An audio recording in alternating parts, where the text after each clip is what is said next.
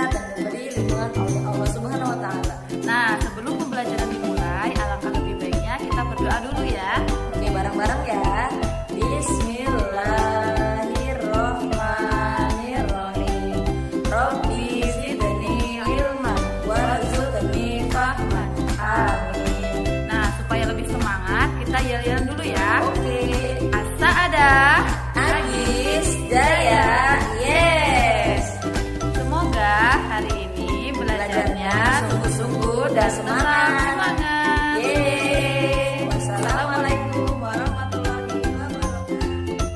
Hari ini kita belajar tematik 4A, subtema 2, pembelajaran 4 sampai 6. Adakah yang masih ingat apakah itu gagasan pokok?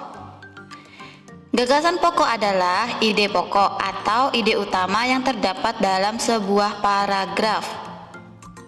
Nah, sekarang apa itu gagasan pendukung? Gagasan pendukung berisi penjelasan-penjelasan yang mendukung gagasan pokok atau yang menjelaskan gagasan pokok. Kita lihat contoh paragraf di halaman 58. Nah, di sini ada 4 paragraf. Miss akan berikan contoh menentukan gagasan pokok dan pendukung di paragraf yang pertama. Karapan sapi merupakan salah satu tradisi masyarakat Madura. Nah, ini disebut gagasan pokok. Kalimat berikutnya sampai titik disebut gagasan pendukung.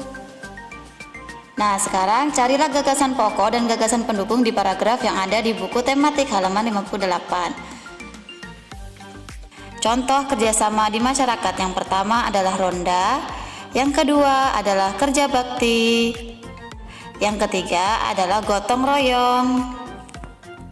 Nah, sekarang kita mengenal agama-agama di Indonesia. Ada Islam, Kristen, Katolik, Hindu, Buddha, dan Konghucu.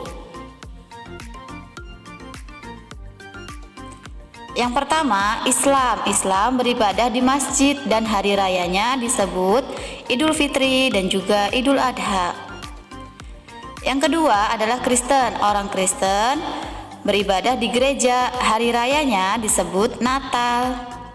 Yang ketiga Katolik. Katolik juga beribadah di gereja dan hari rayanya disebut Paskah. Selanjutnya Hindu. Umat Hindu beribadah di pura, hari rayanya disebut Hari Raya Nyepi. Selanjutnya Buddha. Umat Buddha beribadah di vihara dan hari rayanya disebut Waisak. Yang terakhir adalah Konghucu. Umat Konghucu beribadah di kelenteng dan hari rayanya disebut Imlek. Nah, sekarang supaya lebih mudah mengingatnya, yuk dihafalkan sambil bernyanyi.